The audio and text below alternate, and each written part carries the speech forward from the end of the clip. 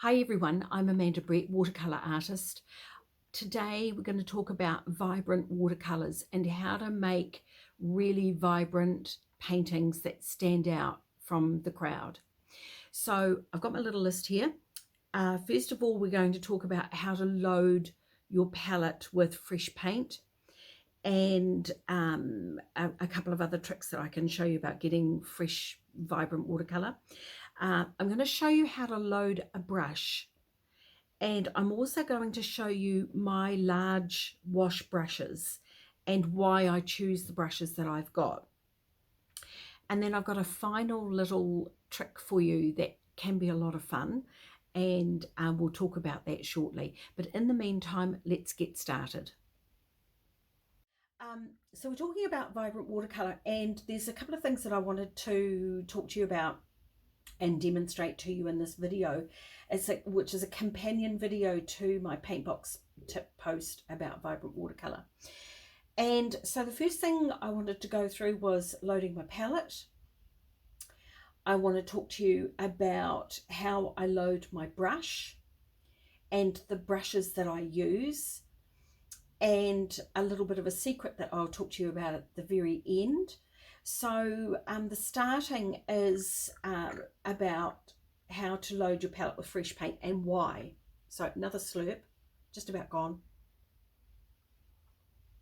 Desperately in need of coffee today. Cannot get my brain working today at all. Okay, so loading your palette with fresh paint, why? Because if you're always scrubbing at dry, nasty paint, if you've got poor quality paint in your palette, then you will wreck your brushes, first of all. Secondly, you will be so focused on trying to pick up paint that you won't be able to be creative, because it will get really frustrating really quickly. So my recommendation to you is, and you've heard this a trillion times, I'm going to say it again, I'm like a broken record, get good paint. Yeah, none of this nonsense about student paint. It seems cheap, it's actually more expensive, because you'll go through tons of it in order to achieve the same result as you'll get from a little tiny 5mm tube. This is a 14mm tube. Is it a 14mm tube? I haven't got my glasses on. That's what the problem is. Okay. Right. Oh, my goodness, what a change. Okay, so this is a 14mm tube. So this colour is just about gone. So I've got a little bit of arthritis in my hands these days, so I'm having to use, if this was a fuller tube, I'd be able to just squeeze it, obviously, but I'm at the end of this tube, so I use a pair of pliers, and I just squeeze it in, and when I'm at the very end, then I scoop the last of it out with, this is an old chopstick that I've cut down with a little bit of a slopey bit on the end, much like this brush has got a scrapey bit at the bottom. So I've done that with a chopstick so I can scooch it all out, because why waste it? It's expensive. So I just squeeze it all into my palette. This is too much. I don't really want all this colour, but I'm doing it for you, yeah? And then I squeeze it in. Bob's your uncle. There's the fresh paint, yeah? I don't really want all of that, but you can see there's tons of paint in there. There's actually a lot of paint in there. So lid goes back on firmly. So from here, because I've got really good quality paint here, most of my colours are Winsor Newton artist quality professional grade paint. There are a couple of colours that are a pain in the neck that dry. Raw Sienna actually happens to be one of them.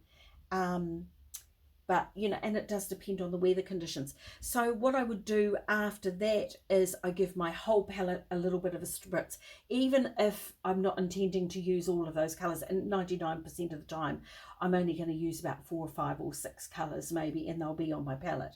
So I'm just going to give it a spritz.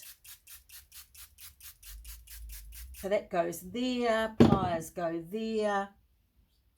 Okay, so that's loading my palette, right?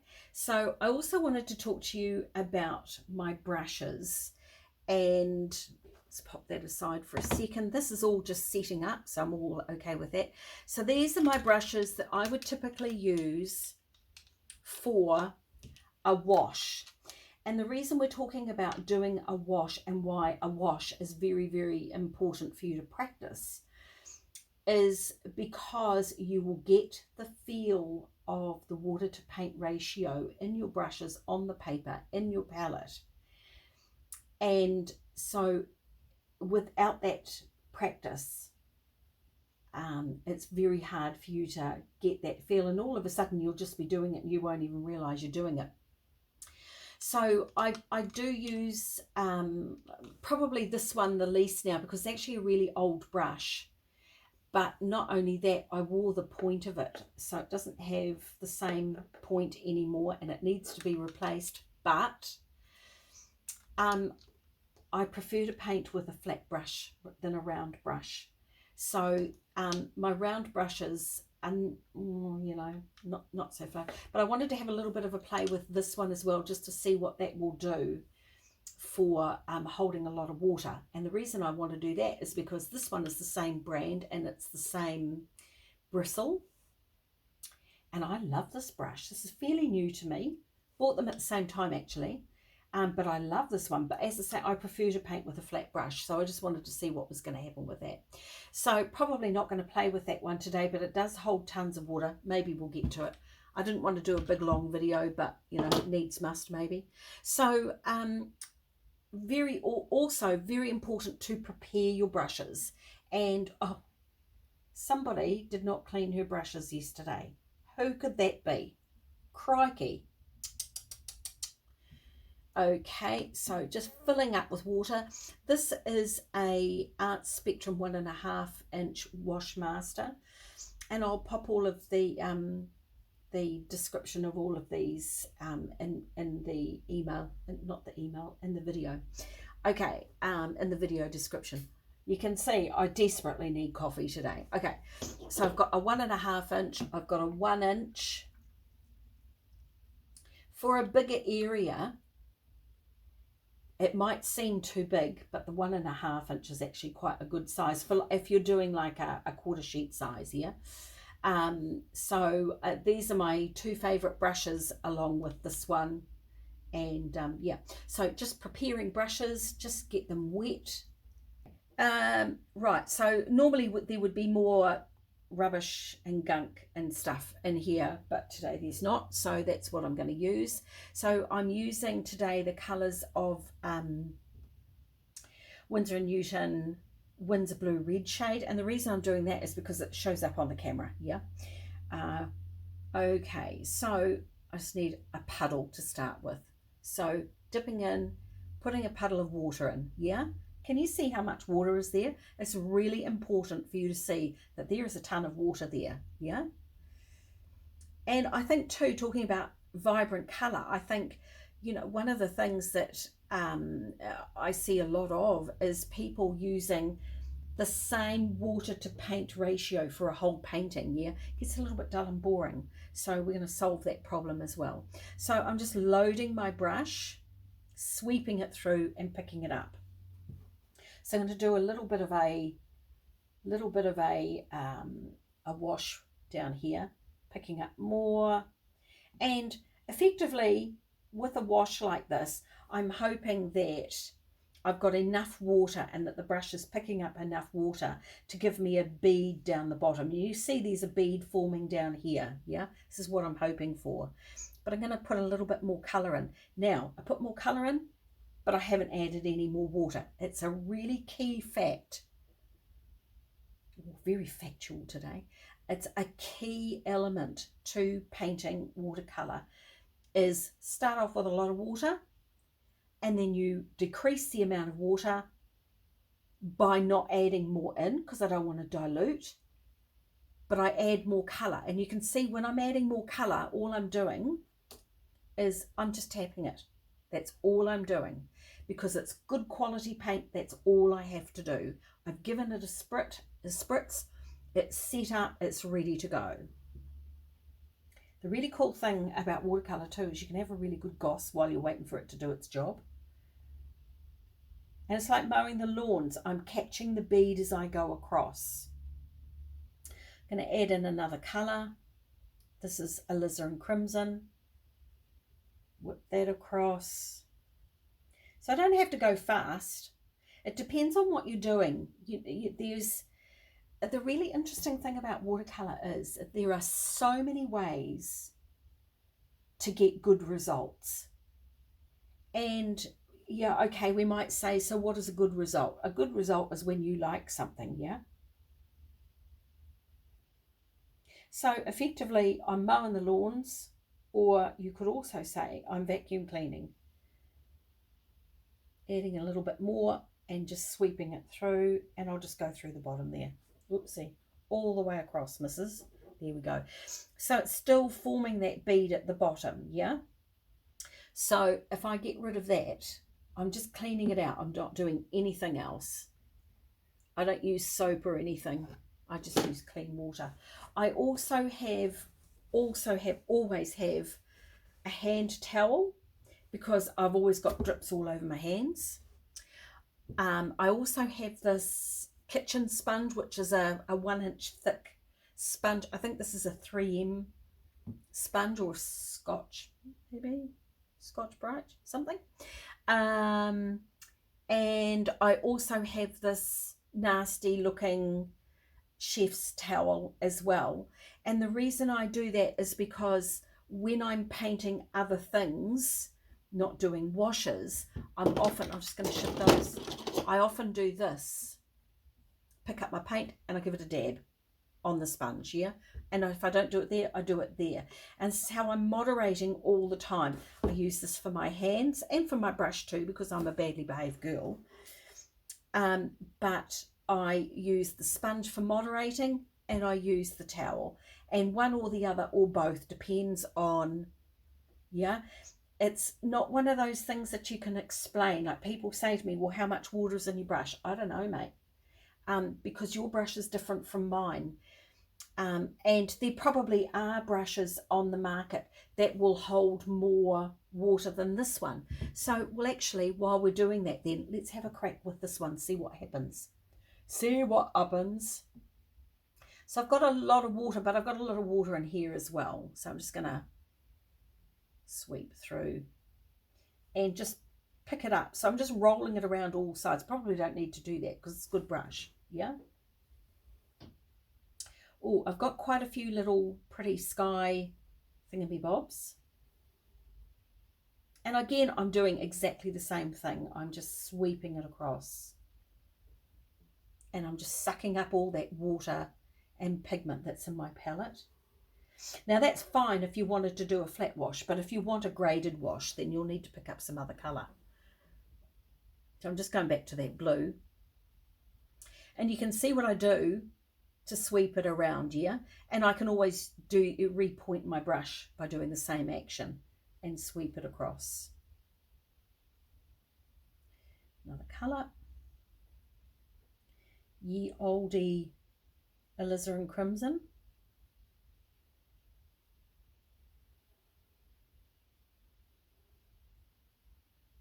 You may or may not want the lovely little sparkly bits. It depends on what you're doing.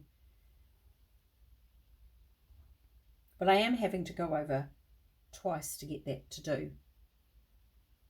And you'll notice again, I haven't gone back to the water. This brush holds enough that, and I've got enough here in my palette that I don't have to. If I thought I would running out, I'd dig around through there. I'm not going back into my water bowl because if I do that, then I am creating an imbalance of water to paint ratio in my brush.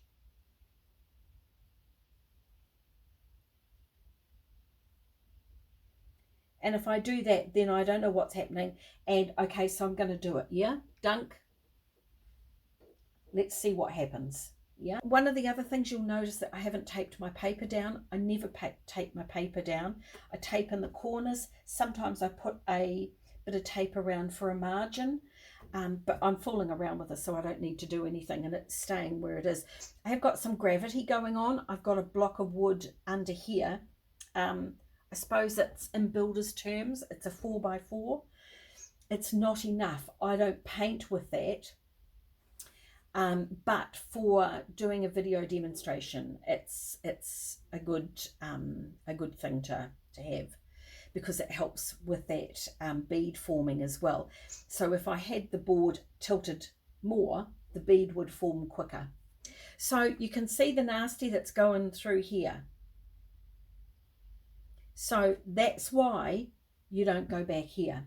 However, let's have a look at trying to do a wash with a smaller brush, which is quite frightening here. That it doesn't appeal to me at all. I'm feeling a little bit grim about it. So this is a Sable Synthetic Blend. This is an S85 from Rowney, a Sapphire. It's a number 10. It's my favourite brush for calligraphy. It is not a wash brush. But I do hear a lot of people saying they can't make a wash, and then they show me the brush. And this is the kind of thing that they show me. Well, there's a reason why you can't make a wash. So you can't make a wash this size with it. Okay, so I'm going to give it a good dousing. And I know I'm not going to get enough water on my palette with it, so I'm just going to, a little bit of a spritz in there. Let's have a go. Okay. Because this brush is not big enough to do anything with, yeah? So I can't hold enough water. So let's try it. Bit small.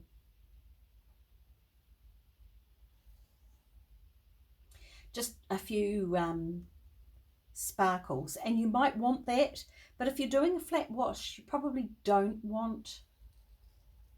Oh, I'm pressing down a little bit harder, so it's better.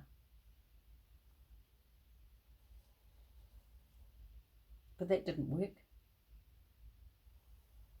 So I'm going over it twice. It doesn't really matter.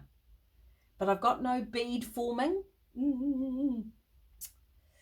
It's not much fun. Because I know that I'm going to try and come down to here, yeah? And I don't think there's going to be enough water to help me move it. Okay, so I'm being brave. More water, yeah?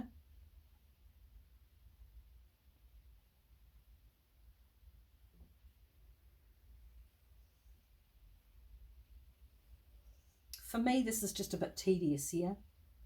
Because I'm way too lazy. Oh, yeah, now I've given up, you see. I'm way too impatient to do that even for you guys. Okay, right, given up. That's it. Don't care. Okay, so, yuck. Yeah, that was actually quite hard work, and it made me panic. And gave me a bit of an adrenaline rush, but I don't want an adrenaline rush over that. Yeah, there's other things that are better in your life that you could have an adrenaline rush over. Okay, so that is why you need a large brush, and why you need a lot of water, and why you need fresh paint in your palette, because without, you're not going to get strong, vibrant colour. And I've shown you how to load your brush and to sweep it around. To fill it up effectively is what you're doing. You're filling the belly of the brush. Another way of achieving strong colour, if you're doing washes and doing underpaintings, is, for example, if you're doing still life and you've got lemons and you want them to be yellow, then paint the yellow in the area where you want the yellow, but when you come back, paint yellow over the same yellow. Because if you start off with a blue underpainting for a lemon and then you paint yellow on top, you're going to get some sort of green and not vibrant colour. So it's also understanding the optical nature of watercolour where you're mixing your colour, yeah? So I've put blue on top of blue, and then there's blue on top of red here, yeah? So I've got a deeper purple, but you can see both layers between, yeah? Okie dokie. Right, the last thing I wanted to show you was about impasto. And I'm not planned at all, but what I wanted to show you is your final marks. So you've done your washes, you've done some of your shapes, you've corrected some, you're doing your paintings, you've done 2 or 3 values maybe already, and your final marks can be what I call impasto. Oil painters paint impasto, watercolour painters can paint impasto as well. And all you need to do is damp brush and jam it into the tube if you want to, but I just put it out here, so I'm going to use it from here. And this is raw sienna, so it's because it's an opaque color, it's not really going to work on this blue, yeah, but you can see the effect of what it would be like. So it's quite strong. So a nice big wad of paint. Can I show you that? Ooh, I don't know if it's going to refocus. I need to go up further. I'm doing it back to front. Okay. But you can see there's a nice big wad of paint there, yeah? Now, you don't have to have 100 brush marks. It's not my point. My point is you might use this, for example, in your focal area. And then we'll draw the eye. A warm colour, maybe your cadmium red, whatever bright red you're using in your painting, bright red, bright orange, whatever. So these colours that I've got down here, oh look, now that's cadmium orange. That's been on my palette for a few weeks. Look at that for bright colour. Nice. And that one is another yellow. I think it's Indian yellow. Love Indian yellow. Look at that. And then this is it's less exciting, this one. This is lemon yellow. It's less exciting because it's a little bit drier, where the other 2 colours, the cadmium orange and the Indian yellow, have been a little bit more forgiving and allowing me to jam my brush in.